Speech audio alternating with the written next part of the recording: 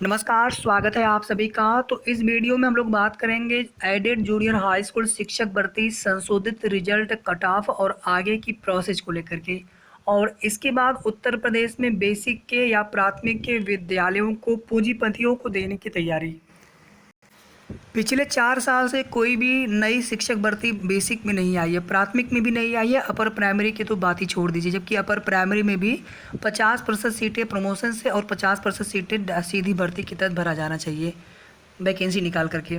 और प्राइमरी की तो सभी सीटों को सीधी भर्ती के तहत भरा जाना होता है। लेकिन लगातार बच्चे भी कम हो रहे हैं विद्यालयों में। भले ही विद्यालयों की व्यवस्था सुधारने के नाम पर जो भी चीज़ें सरकार बता रही हो कि हम पूरा पूरा फोकस कर रहे हैं बेसिक में, लेकिन आप देखेंगे कहीं ना कहीं शिक्षकों की जो कमी है वो हर ज़िले में है, हर विद्यालय में है। अब उसमें किस प्रकार से आगे की जो भर्ती की प्रक्रिया है उसको न करते हुए यहाँ पर क्या तैयारी चल रही है उसको लेकर के दिखाएंगे आपको आज के डेली न्यूज़पेपर के माध्यम से। तो वीडियो को आप सभी पूरा देखिएगा। वीडियो को प्लीज़ सभी लाइक शेयर कर दें और साथ ही साथ अगर आपने अभी तक चैनल को सब्सक्राइब न किया हो तो प्लीज़ सब्सक्राइब कर लें। जैसा कि आप सभी यहाँ पर देख सकते हैं, बेसिक स्कूल पूंजीपतियों को देने की तैयारी। पूर्व मुख्यमंत्री अखिलेश यादव जी की तरफ से ये बयान दिया गया है। समाजवादी पार्टी के राष्ट्रीय अध्यक्ष अखिलेश यादव ने कहा है कि भाजपा सरकार ने शिक्षा व्यवस्था को पूरी तरह बर्बाद कर दिया। मिशन कायाकल्प के नाम पर करोड़ों अरबों रुपए फूकने के बाद भी सरकार स्कूलों के हालात में कोई सुधार नहीं हुआ है। उन्होंने कहा कि भाजपा सरकार अब उत्तर प्रदेश के 11,000 प्राथमिक विद्यालयों को पीपीपी यानी पब्लिक प्राइवेट पार्टनरशिप मॉडल पर अपने चहेते पूंजीपतियों को देने की योजना बना रही है, जिससे रहा सहा सरकारी नियंत्रण भी नहीं रहेगा। अखिलेश यादव ने शुक्रवार को राज्य में शिक्षा व्यवस्था पर सवाल उठाते हुए कहा कि भाजपा सरकार परिषदीय स्कूलों में बच्चों के हित में कोई भी व्यवस्था करने में नाकाम रही है। बच्चों को यूनिफॉर्म, जूता, मोजे मुहैया कराने में बहुत लापरवाही बरती गई। अभी तक सभी स्कूलों में बच्चों को किताबें नहीं बंट पाई हैं। लाखों बच्चे बिना किताब पढ़ाई करने को मजबूर हैं। बच्चों के खेल कूद के लिए मैदान नहीं है। अगर ऐसा होता है पीपीपी मॉडल पे, तो कहीं ना कहीं भर्तियां फिर वही होंगी संविदा कर्मी या फिर आउटसोर्सिंग वाली, यानी फिर अस्थायी नियुक्तियां एक तरह से इन विद्यालयों में बंद हो जाएंगी। सहायता प्राप्त जूनियर हाई स्कूलों में सहायक अध्यापकों के 1894 पदों पर भर्ती के लिए आयोजित परीक्षा का संशोधित परिणाम जारी करने की मांग को लेकर के अभ्यर्थियों ने शुक्रवार को पीएनपी कार्यालय पर प्रदर्शन किया और संशोधित परिणाम जारी करने को लेकर के एक नोटिस भी सचिव के नाम से जारी वहाँ पे लगा दिया गया था, चस्पा कर दिया गया था।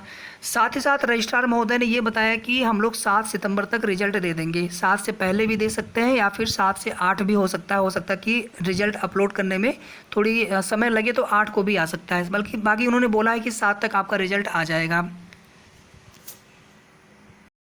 और यहाँ पर देखेंगे आप सभी जूनियर हाई स्कूल शिक्षक भर्ती परिणाम 6 या फिर 7 को चस्पा की परिणाम की तिथि। सचिव अनिल भूषण चतुर्वेदी ने बताया कि पुराना परिणाम निरस्त करने, नया जारी करने के लिए निर्धारित प्रक्रिया का पालन करना होता है। बैठक में अनुमोदन के साथ एनआईसी से वार्ता कर परिणाम वेबसाइट पर अपलोड होगा। इस प्रक्रिया में करीब 4 दिन का समय लग सकता है। परिणाम जारी किए जाने के संबंध में संभावित तिथि की सूचना गेट के बाहर चस्पा करा दी गई। तो 6 या फिर 7 को आज 3 हो ही चुका है। कुल मिलाकर के 3 से 4 दिन का यहाँ पर इंतज़ार और करना है। अब यहाँ पर सवाल ये उठता है कि इसके बाद आगे की प्रोसेस कब तक शुरू होगी। अभी तो यहाँ पर केवल संशोधित परिणाम की बात की जा रही है। संशोधित परिणाम जारी होने के बाद एक शासनादेश आएगा जो कि आगे की पूरी भर्ती प्रक्रिया को लेकर के शासन की तरफ से निर्देश होगा, जिसमें शेड्यूल भी होगा। ऑनलाइन आवेदन कब से कब तक लिए जाएंगे, जिला प्रेफरेंस का, डिस्ट्रिक्ट प्रेफरेंस का, उसके बाद जिला अलाटमेंट होगा मेरिट सूची के नाम पर, पदों के सापेक्ष कैटेगरी वाइज उतने ही पदों के लिए फाइनल मेरिट लिस्ट, और उसके बाद फिर जिलेवार काउंसलिंग, नियुक्ति आदि की प्रक्रिया संपन्न होगी। अब यहाँ पर कट ऑफ कितना जा सकता है, ये एक ऐसा सवाल होता है जिसको लेकर के बता पाना बहुत मुश्किल होता है।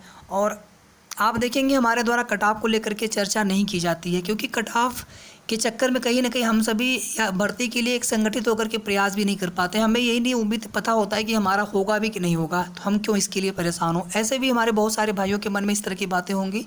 तो ये बात सच है, किसी को नहीं पता है कि किसका होगा किसका नहीं हो पाएगा।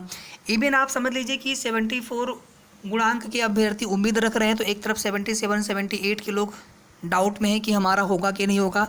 यानी कोई अपने आप को सेफ नहीं समझ पा रहा है। कम गुणांक है तो भी उम्मीद रखें, ज़्यादा गुणांक है तो भी आपको उम्मीद रखना है अगर यहाँ पर मेरिट लिस्ट आती है। बाकी देखेंगे कितना कट ऑफ जाता है। मेरे हिसाब से अभी तक की जो भी हमने सब कुछ एनालाइज किया है। विभिन्न भर्तियां कंप्लीट हो रही हैं, DSSS पुरानी LT TGT PGT assistant professor व अन्य भर्तियां कंप्लीट हो रही हैं, UPSI वो तमाम भर्तियां हैं, लोअर PCS की भर्ती कई सारी भर्तियां हैं। तो अगर यहाँ पर जितनी भी सीटें खाली होंगी, जो अभ्यर्थी कहीं अन्य जगह सेलेक्ट हुए होंगी, वे लोग पहली बात तो निवेदन है उनसे कि यहाँ पर काउंसलिंग आप न कराएं, ऑनलाइन आवेदन ही आप न करें, ताकि उतनी सीटें खाली हों तो फिर कम गुणांक वाले अभ्यर्थियों को मौका मिले।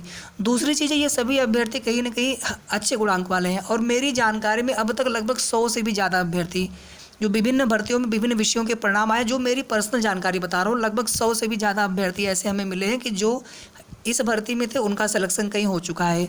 और हमने निवेदन भी किया है सबसे कि आप सभी अगर यहाँ पर ऑनलाइन आवेदन का काउंसलिंग आदि में प्रतिभाग नहीं करते हैं तो कहीं ना कहीं कम गुणांक वाले अभ्यर्थियों को मौका मिलेगा। तो इन्हीं सब बातों को ध्यान में रखते हुए हमें उम्मीद है कि जितना हम लोग यहाँ पर एक्सपेक्टेड सेफ गुणांक देख रहे थे अभी तक, उससे सेफ गुणांक कम जाने की उम्मीद है, अब जितना कम चला जाए। और अभी तो ये देखना होगा कि संशोधित परिणाम आने के बाद इस बार 90-97 पर पास कितने अभ्यर्थी होते हैं सभी विषय के लिए, सभी कैटेगरी के लिए। तो जो भी जैसे भी आगे की ऑथेंटिक सही जानकारी प्राप्त होती रहेगी, आप सभी को समय समय पर हमारे चैनल के माध्यम से जानकारी दी जाएगी। वीडियो को आप लोग प्लीज़ लाइक शेयर कर दीजिएगा, साथ ही साथ आप सभी चैनल को सब्सक्राइब करके रखें। धन्यवाद।